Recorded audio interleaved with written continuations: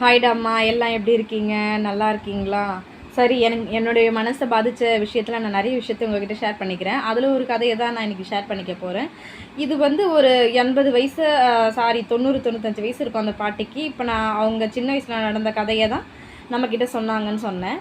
இப்போ அதை தான் நான் உங்ககிட்ட ஷேர் பண்ணிக்க போகிறேன். இதுக்கு முன்னாடி பார்க்காதவங்க போய் பார்த்துருங்க, ஏன்னா அப்போ தான் உங்களுக்கு ஸ்டோரி புரியும். ஓகேவா? சரி, வாங்க நம்ம விஷயத்துக்குள்ளே போகலாம்.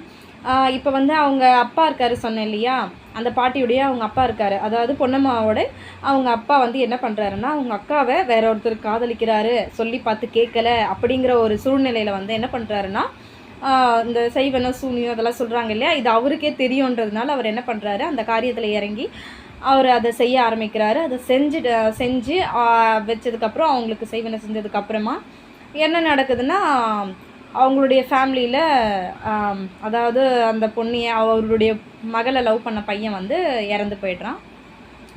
இறந்து போயிட்டதுக்கப்புறம் என்ன பண்ணுறாங்கன்னா, அவங்க கதறி கதறி அழுகுறாங்க.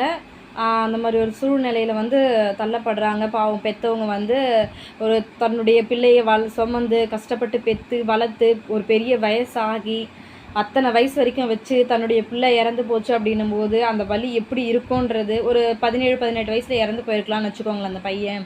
அப்போல்லாம் வந்து அந்த காலகட்டத்தில் வந்து சீக்கிரமாகவே கல்யாணம் பண்ணிடுவாங்க. அப்படி இருக்கும்போது அத்தனை வயசு வரைக்கும் அந்த பிள்ளையை வளர்த்து கஷ்டப்பட்டவங்களுடைய வயிறு எப்படி எரிஞ்சிருக்கும் பாருங்கள். ரொம்பவே கஷ்டப்பட்டிருக்கும்.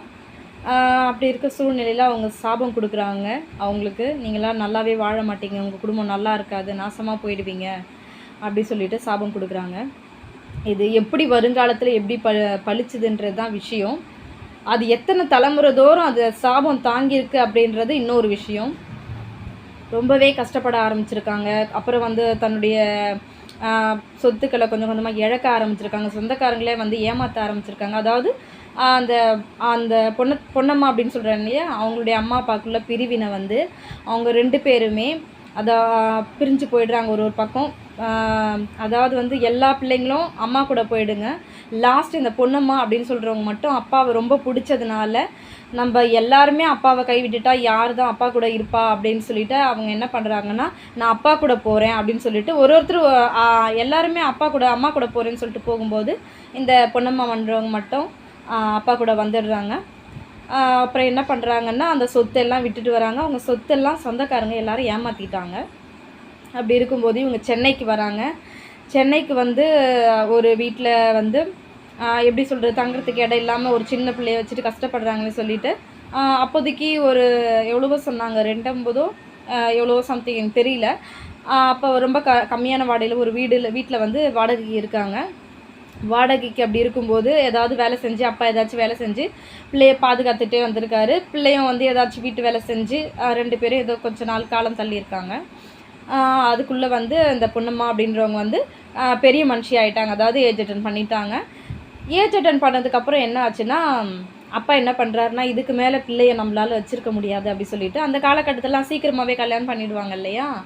அப்படி இருக்கும்போது என்ன பண்ணுறாங்கன்னா, ஒரு நல்ல பையனை பாருங்கன்னு சொல்லிட்டு என்ன பண்ணுறாங்கன்னா, ஒருத்தருக்கு பார்க்குறாங்க.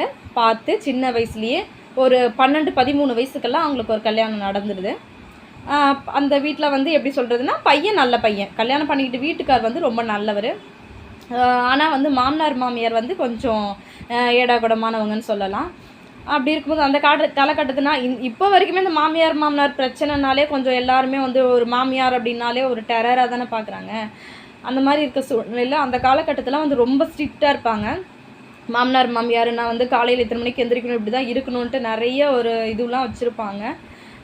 அப்படி இருக்கும்போது அந்த காலகட்டத்தில் என்ன பண்ணுவாங்கன்னா, சின்ன பிள்ளை தான் அப்பா கரெக்டாக சொல்ல மறந்துட்டேன். அவருக்கு கல்யாணம் பண்ணி வைக்கிறாங்க பார்த்தீங்களா, கல்யாணம் பண்ணி வச்ச அன்றைக்கே என்ன பண்ணுறாருன்னா, அந்த காலத்தில் வந்து இந்த மயில் துத்தமோ ஏதோ ஒன்று சொல்லுவாங்களாம், அது அப்படிதான் நினைக்கிறேன், சரியாக தெரியல, தெரிஞ்சால் சொல்லுங்கள் கமெண்ட்டில்.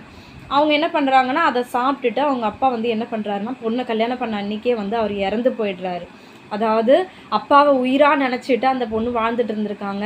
அப்பா தான் வேணும்னு வந்திருக்காங்க. அப்படிப்பட்ட தன்னுடைய மகளை இனிமேல் எங்கே நம்ம யாருக்காக நம்ம வாழணும், யார் வீட்டில் நம்ம அவங்க வீட்டில் போயிட்டு பொண்ணை விட்டுட்டு இருக்கோம், தனிமையில் இருக்க முடியாமல் அதாவது அந்த பொண்ணை பற்றி கொஞ்சம் கூட யோசிக்காமல் என்ன பண்ணுறாருன்னா, கல்யாணம் ஆன அன்றைக்கே அவங்களுக்கு கல்யாணம் ஆன அன்றைக்கே இவர் என்ன பண்ணுறாருன்னா, அந்த மயில் துத்தம் அப்படின்னு சொல்கிற ஒரு விஷயத்த சாப்பிட்டுட்டு இறந்து போயிடுறாரு.